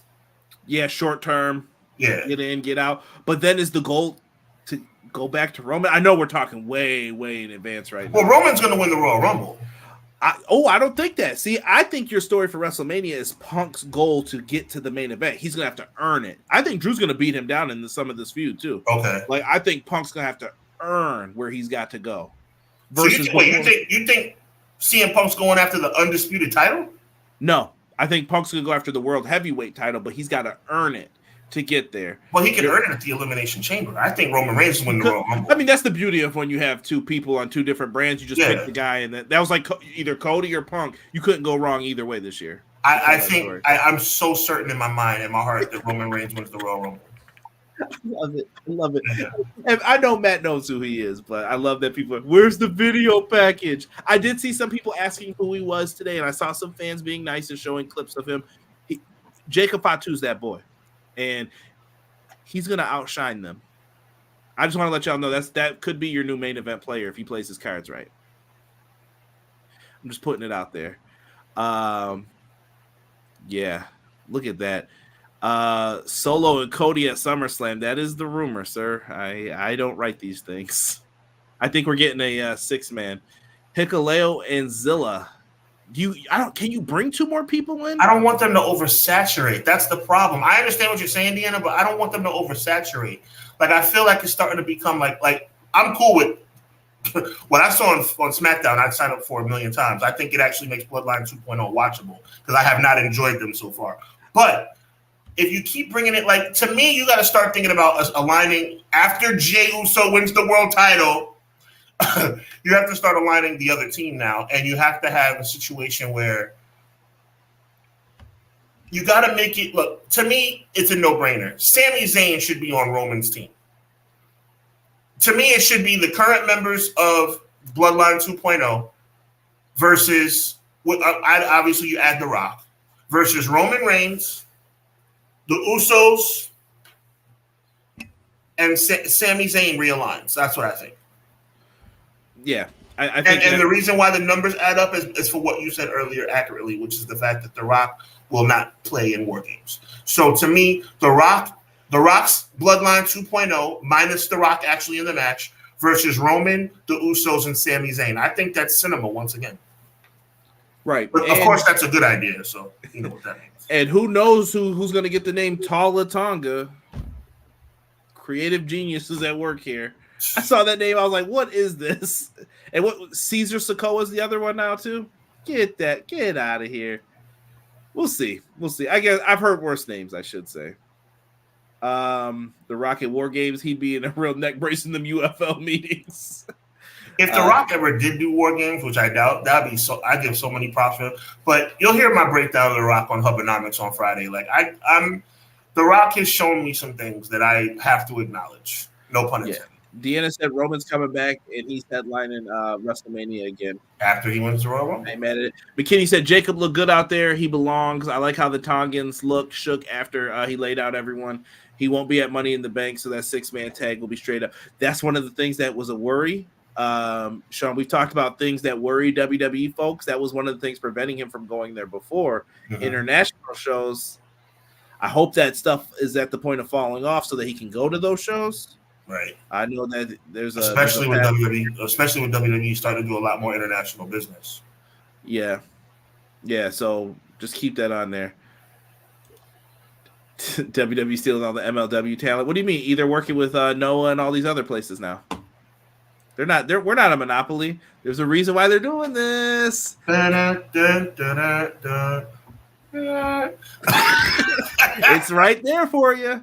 Zilla's doing good on the indies. That's what's up. I just think they got cool names. Like, they could keep their names. You can learn how to say them. Let's get into the news real quick. Kayla Braxton has announced that she is deucing out of WWE. I don't know where she goes from here. Doesn't sound like it's going to be AEW or anywhere else. She kind of gave that indication. I'm wondering maybe Sports Center. That's where a lot of the announcers have left and gone on to. I don't know. I'd like to make an announcement. Go ahead. My girl saw Kayla Braxton on WWE television, and we have agreed that Kayla Braxton is my hall pass. I just don't want any confusion with my wife. Kayla Braxton, my fiance, love you, babe, took one look at Kayla Braxton, and Kayla Braxton is my hall pass. She said if I ever cross paths with Kayla Braxton, that it's okay for me to shoot my shot. So, just want to let you guys know that. Okay, I'm done. It is not okay for me to shoot my shot. So, Kayla, I wish you the best in wherever you're going next. We don't know where that is exactly, but it was sad. Yes, Deanna. Yes, Deanna. Yes. That is actually a very real thing. Yes. That's part of the reason why she said it's my hall pass, because of what you just said, Deanna. That's why I like you, Deanna. You're very perceptive. BJ, I'm totally making a guess there. No comment on the other person you spoke of in that. Oh, would you stop? Deanna's right, and I'm acknowledging yes, Deanna, that's the reason why. No, yes, I was talking about right. BJ's comment. He put another person's name in there that. Wait, as long as. Oh. Yeah, she kind of flipped the script. Okay.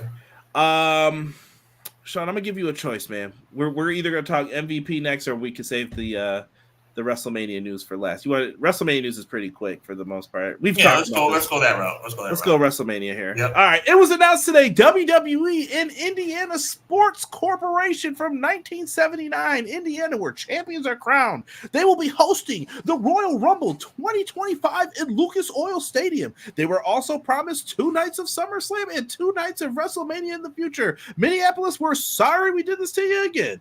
So that's what they decided to do here. I'm sure Indiana ponied up a lot of money, though, more than most would, to get all of those in.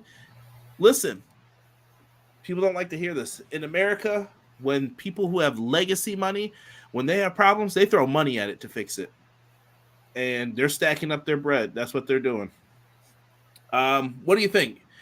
Indy, well, Jocelyn, out of respect for you, I know it's not Indy technically. She made it known before. Get it right. What you say? What was it? Naptown? Well, I am trying to be in Indianapolis for Royal Rumble, so that's something that's on my agenda. Conrad, we'll talk more about that off the air. Try to make some things happen. I hear you. Not with them prices, they bug you. But I'm cool with it. But look, the standards and practices of WWE business, they've already shown themselves to be not the most honorable. So let's just hope it actually happens, and then we don't get an announcement it's not going to be in Disney World in about 3 months. Oh, a big announcement. I just want to let you guys know that Royal Rumble 2025 is no longer going to be in Indianapolis. It's going to be at the MGM Grand Studios in Orlando or whatever. But don't worry, Indianapolis. You're going to get back-to-back weeks of SmackDown. Yay! So if it does happen, shout out to Indianapolis, but I will never forget what they did in Minnesota. Also, this might present an issue for me as well. Thank you for bringing that up, Matt. Royal Rumble's in February now. They have moved away from January to avoid. So they don't even honor tradition anymore, bro. Yeah, so WrestleMania this year is going to be in the middle of April, and Royal Rumble's in February. Different, we'll say. In this last one, near and dear to my heart, T. Ferg, I know you had mentioned it earlier. MVP was going on a reply spree on Twitter. how come the Hurt Business didn't reunite? And he responded to, I'm guessing his name is Remy J. Not here, and he said Triple H said no. Why? Why would you say no? Why was the Hurt Business like the one faction that we couldn't get back together? Meanwhile, we made tag teams that we were going to split up in like 3 months after we crowned new. I told people I hated them splitting the tag titles. And we're already to the point of, let's not do that. Let's not do that. I have serious reservations about Paul Levesque's motives. I will leave it at that. Oh, there's another one. Go ahead. They took your gimmick and crew and gave it to the Bloodline. That's what happened. You guys were so cool. The suits, the attitude, the gold, and a complete unit. True story. I have nothing against the Bloodline. Obviously, I'm probably Jey Uso's biggest supporter, so it's not about the Bloodline, but about what MVP responded to. I doubt that he's lying. I believe Triple H. Rob came in here out of nowhere. 3 consecutive letters in his name. Stop. I don't know if Paul Levesque is what we think and what people think he is. Okay. And this is y'all. I mean, you can tell the tone of voice. I'm not kidding. This is not kayfabe. This is not me playing around.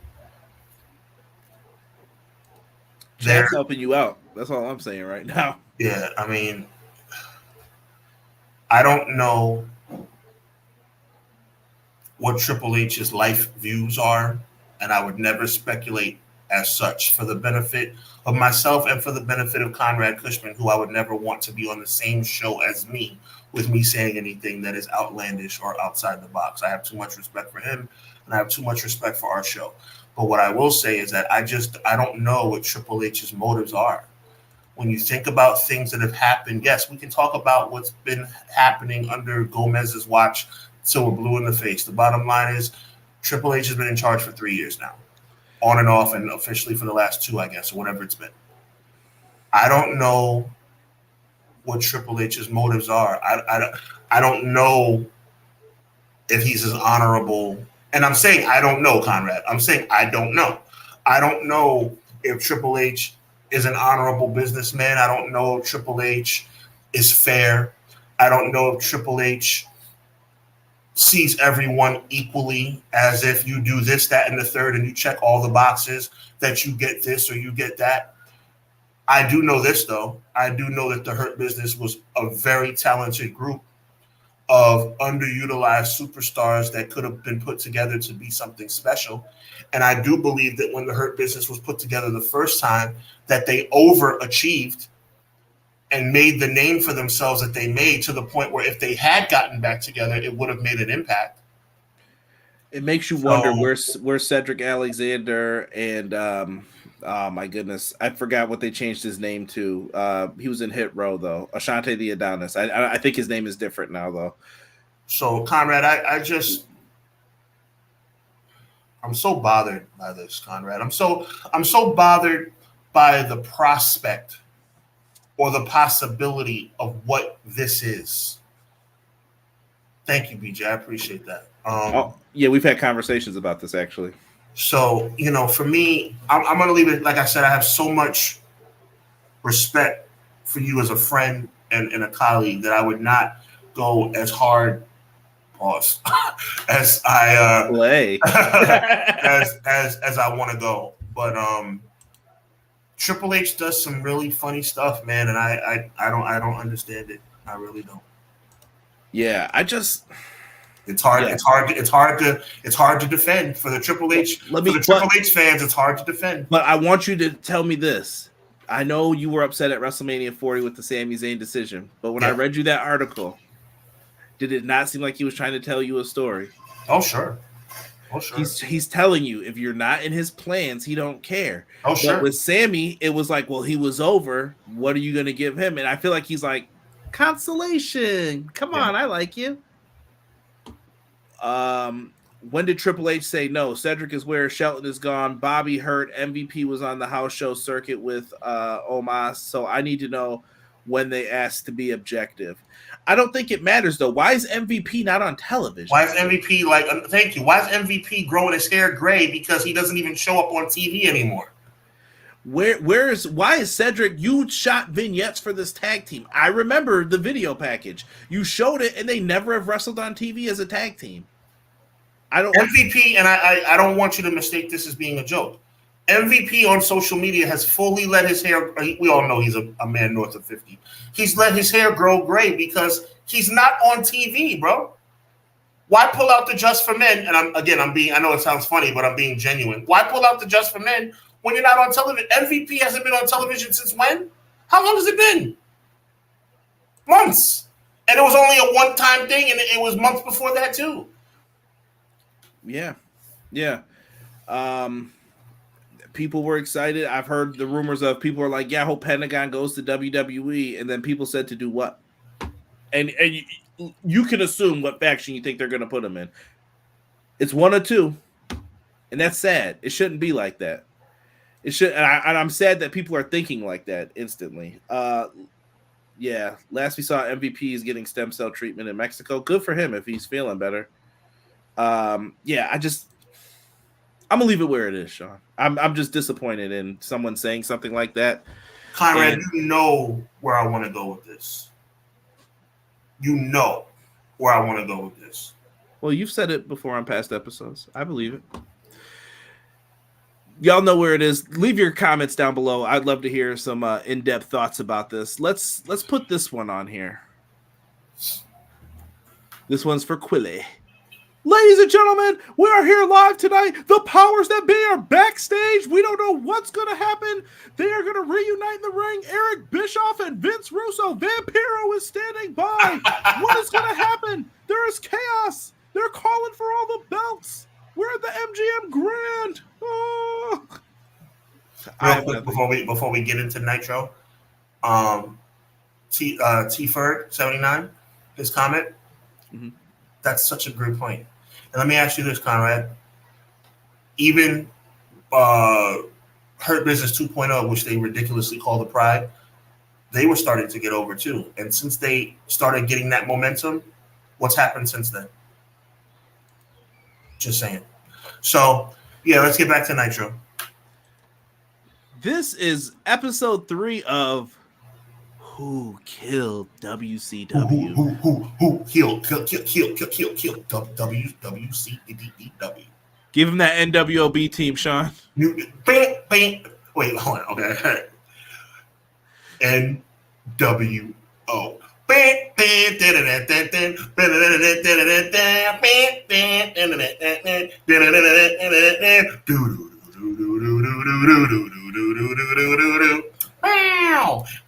New word. Stevie, let me be Vincent. Stevie Ray. Stevie Ray. Horace.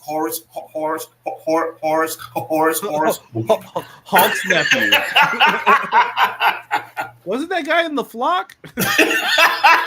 Yeah, BJ even called it. I have to listen to the Harris brothers. This is approaching NWO 2000. So I want to be fair in here. If anyone was around during this time, or if you thought something during this episode, I'd love to hear it. What'd you think of Vince Russo in WCW? Did you have hope back then? Did you know who he was? I really didn't as a kid back then. I don't think Vince Russo's as much to blame as people like to put on him, honestly.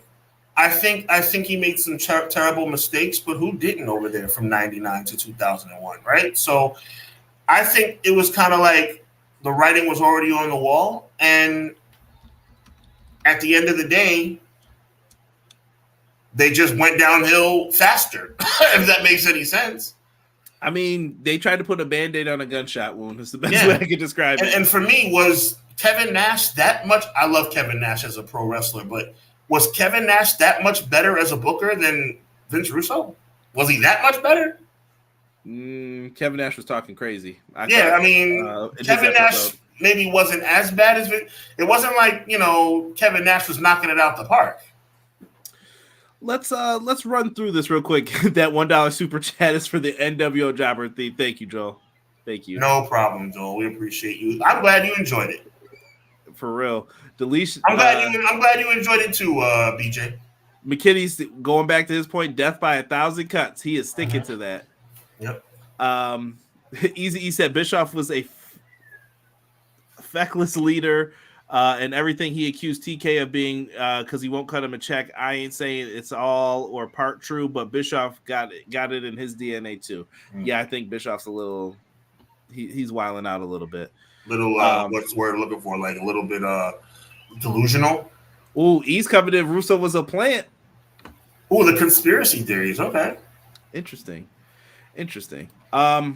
So when you look at Vince Russo, he claims when he was the first run, when he first got there, the ratings went up. Not a lot, but they were going up for the first couple weeks.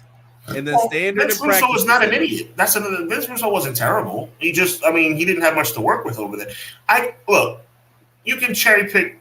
He made himself world champion. He made David Arquette world champion. You know, the 3 stages of hell cage or whatever they called it. Cage, yeah. Yeah, I mean, he made it was crap, right? But it was crap before he came. My whole point, it was crappy before he got there. Like I said, 99 were some rough years. Let's go to, and Hogan didn't help. Let's talk Goldberg Brett real quick because that's during this time period. Oh boy, I'm so torn on this one, bro. Oh man, go ahead, let loose on this. Bill Goldberg basically kicked Bret Hart in the head and ended Bret Hart's career. I'm torn on only that I want Bret Hart to forgive him for his own peace of mind for his life. Forgiveness brings peace. But as far as the reason why he's angry with him, I don't blame him one stinking bit. Goldberg kicked him, so I don't care if Goldberg said, "Watch out for the kick." He probably sounded, that's probably how he sounded, okay?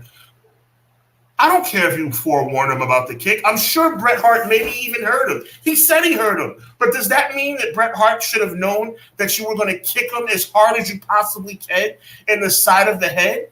Was Bret Hart supposed to think that? Give me a freaking break. And do we excuse the fact that Bill Goldberg really speared everybody every time that he speared them? Oh yeah, they looked like they were about to go down. Like, I don't care if Bill Goldberg was inexperienced. I don't care if Bill Goldberg was a football player. Somebody to sit down with that big idiot and say, "This is not football. And if you can't stop hurting people, you can't work here." I don't give that guy a pass at all. He knew exactly what he was doing. Give me a freaking break. He doesn't get a pass from me, not at all. I don't blame Bret Hart for feeling the way he feels. It's reckless, and it's irresponsible. Yeah, Goldberg should have knew what he was doing better. I know that people want Bret to forgive for his peace of mind. Goldberg shouldn't have thrown a real kick. I blame WCW management, though, for continuously pushing someone. If he was hurting people, I'm sure you heard it from other people. I'm sure people weren't just like, "No, I can take it. It's okay." Wrestlers complain. So they would have been like, "Yo, this dude's really hurting people." Hall told him he messed up. Nash and all them were telling people it fell on deaf ears. Some of the stuff they're right about. Other stuff I think they're definitely wrong about, too, though, and how they handled things, their egos. McKinney said it best. Death by 1,000 cuts. We go up. Let's fast forward to Bash at the Beach. I don't know if you remember this. I'm sorry. He was right when he did this. I kind of believe Russo on this a little bit. Why would he lie? And I think Hogan and Bischoff knew, we could get out of this. We can get a bunch of money, and then we're out, bro. And then if he wants me, I'll just stay. What? Eric Bischoff seemed like he didn't care the second run. His hair was gray. As I let me pull up that picture again. Does that look like a guy who cares anymore? He does not care at all. And how does Vince Russo not know who's his boss? And how does Eric Bischoff not know who he is supervising? That's crazy. That's crazy. So here's what happens. Hogan comes out. Jeff Jarrett lays down. They tried to make this off the script real stuff. Hogan puts his foot on him. He wins the WCW World title. Jeff Jarrett rolls out the ring. Russo gets in. You'll never see that piece of garbage here again. Hulk Hogan, I don't like you. I don't remember everything he said. I can't remember the whole promo, but I don't like you. You suck, pal. And we're going to have a real world title match tonight. Booker T versus Jeff Jarrett tonight. And then they did their whole thing. I swear. That's how he sounds. Jeff Jarrett. That's pretty good. Every time. They go out there, they do the match, and history was made, bro. And to hear the pain on Booker T's voice when Booker, did you ever think you were going to become world champ? This was Booker T's probably only shot at doing this. Before this, he was G.I. Bro and Stang, the fake Sting or whatever they had him doing. They had him doing some wild stuff. And I was like, yo, Booker T was the right person. And this is when I started to enjoy it a little bit more, Sean. I know a lot of people will put it down. I went to a pay-per-view. I went to Fall Brawl 2000. I tell people this all the time. Booker T, Scott Steiner, Jeff Jarrett, Sid, those guys were in the main event. And I was like, it's different. It's better than what we were doing. You know I'm a Booker T guy. Yeah. I wish Booker T would get mad about WrestleMania 19 like this. But he put it on Hogan and them. What did it mean if Hogan would have got the title versus me? Why would you kibosh that when that was the plan? 100%. I mean, thank God that it worked out the way it worked out, because Booker T would have never been world champion, like you just accurately pointed out. The whole 5-time, and actually people forget it's 6 times because he beat Rey Mysterio for the world title also. he would have never gotten that chance. So, I mean, in that way, it's a happy accident, but you know, Hogan was just a selfish guy, man. Good Lord. He was just a selfish guy.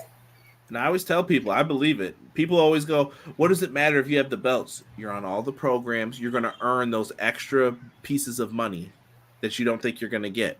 That's how you get them, by doing this.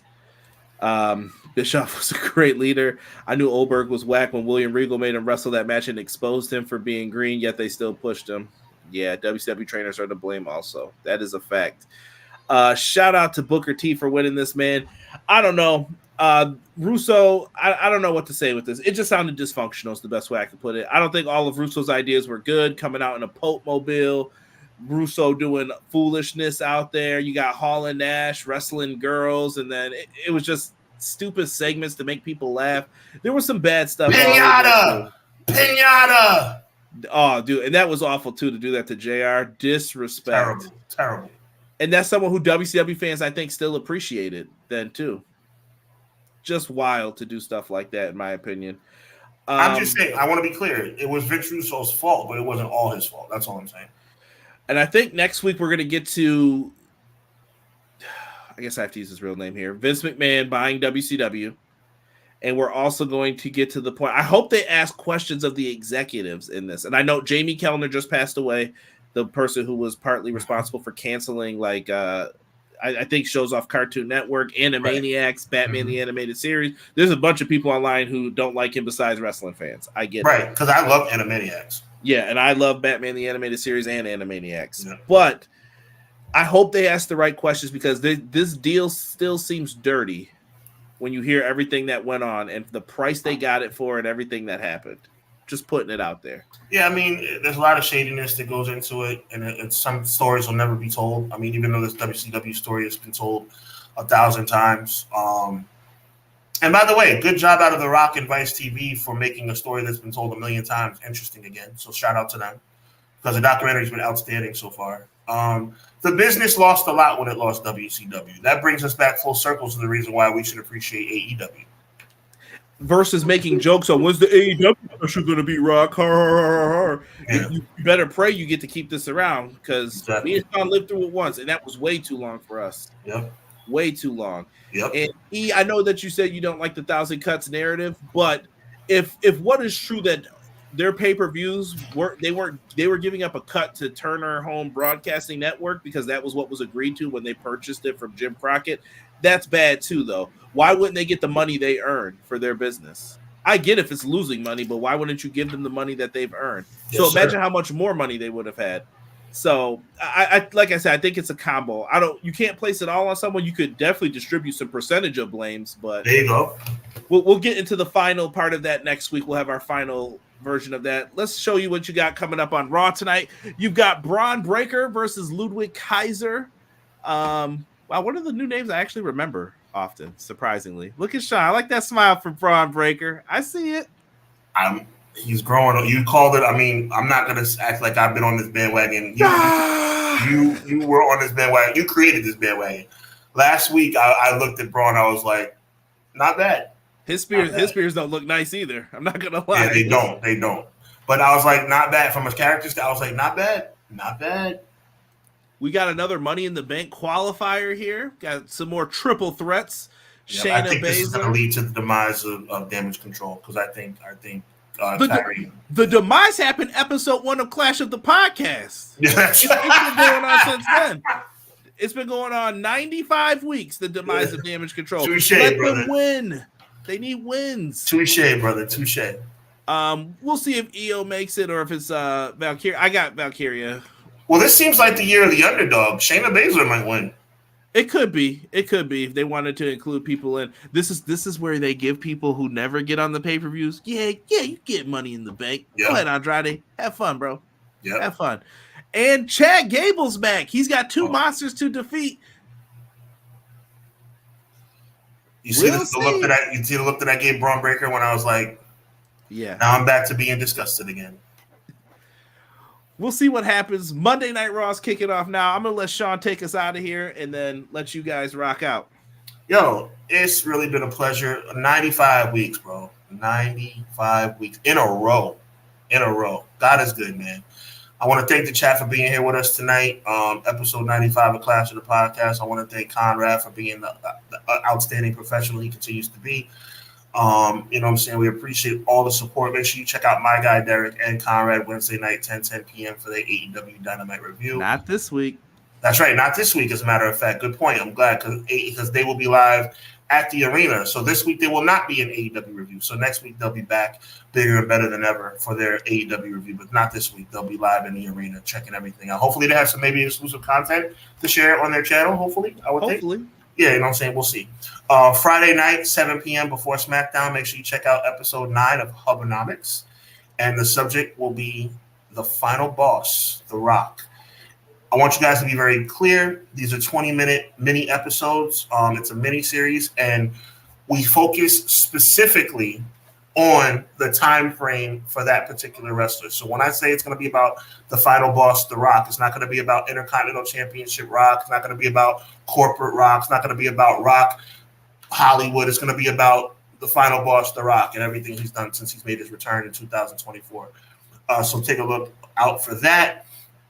Have a Best Boxer of All Time show coming up on the Hubbard Wrestling Weekly channel. I'm going to try and get Conrad on the books for that, hopefully. Go ahead. 2 things real quick. I want to send my condolences to Roy Jones Jr.'s family for the loss of his son.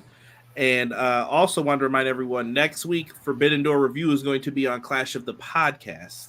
That's what's up. Yes, most definitely. Big shout out and condolences and prayers to the Roy Jones family for their loss. It's always heartbreaking to bury a child. So, Godspeed to the family. But yes, and the Forbidden Door review will be right here on Clash of the Podcast. So make sure you look out for that. Like I said, Hubbernomics, the final boss, The Rock episode, Friday at 7:00. We will be doing a Money in the Bank review show, recap show, post-game show, live immediately following the pay-per-view on the Hubbard Wrestling Weekly channel. It's going to be myself and Pro Wrestling Shoots, James and Jesse, and the return of Crystal will be back on the show as well. And then Conrad will be back on my channel for the August 1st SummerSlam preview. Got a lot of stuff going on, man. So God bless. Thank you guys, as always, for being here, and we will see you next week at 6:05. Again, God bless. Be encouraged. Evil never, ever, ever prevails. Until next week, peace.